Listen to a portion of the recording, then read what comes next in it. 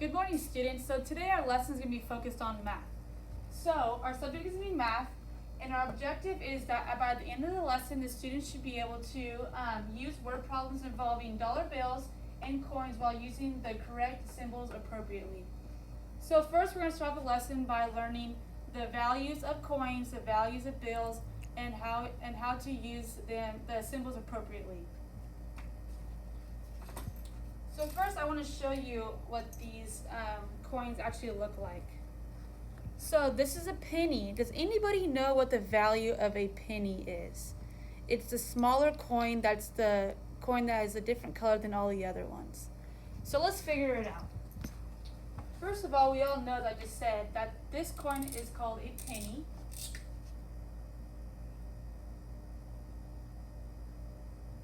And the value, let's think about it. I'll give you a little second to think about it. The value is going to be 1 cent. 1 cent. And then this right here is just the back of the worksheet. The back of the coin. Also, I just wanted to mention that this right here, this template, this worksheet is going to be sent to you on Google Classroom so that you could also work on it as you watch this video. The next one we're going to focus on is the nickel. The nickel is the next coin up from the penny. You guys can see it'll be the same color as the next coins. So we already know that the name of this coin is called a nickel. Does anybody know the value? Think about it. The value is going to be 5 cents. 5 cents. Next, we're going to focus on the dime. It's kind of just as small as the penny. It's the same color as the nickel as well. So we already know the name, which is it's called dime. I'll give you a second to think about what the value of that dime is. So the value is 10 cents. 10 cents.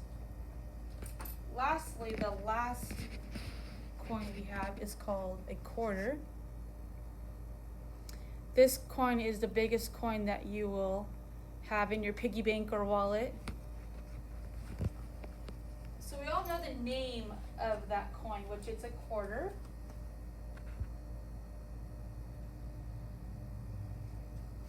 I'll give you guys a quick second to think about what the value of that coin is, called the quarter. So the value of that is 25 cents. And I want you guys to focus on how I wrote the symbols as well. For cents, the symbol looks like this. A little C and a line through it. So we're going to go ahead and move on to our dollar values.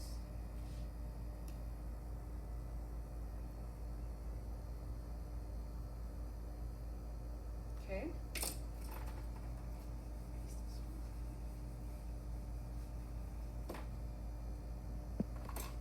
So I also have models for the dollar value as well. So the first one that we are going to look at is a $1 bill. It's a $1 bill. All the dollar bills look the same. They're the same shape and size, so that works out perfect. So we're just going to go ahead and put for the name, it'll be $1 bill. So we'll just put dollar. And let's think about the value. Just think about look at the value that's in the corners, like the numbers of the corners that are in the corners of the bill. So around the bill. So if you guys notice, it has a 1. So the value is going to be 1. But let's remember that the symbol is different than cents. The symbol for a bill or a dollar is like an S and then a line through it.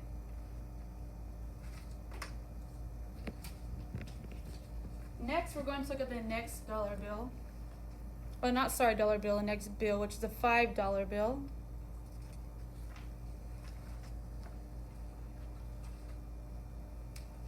we'll also just put dollar, or $5, I'm sorry, $5. And think about the value. It was going to be $5.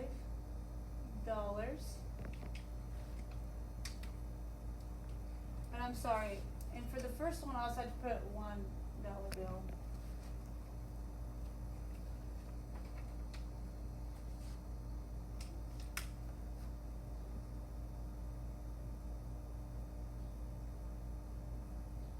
If you guys notice, I made a mistake right here. This is just showing the back of the $1 bill. It needs to be put on the right column for the $5 bill. Next, I have the $10 bill. It's the same size, same shape, same look, just different types of design on it and different value. This is going to be the $10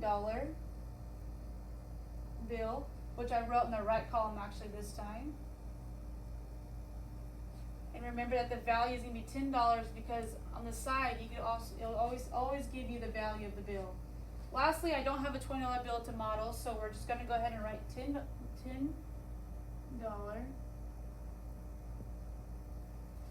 And the value, remember that it is 20.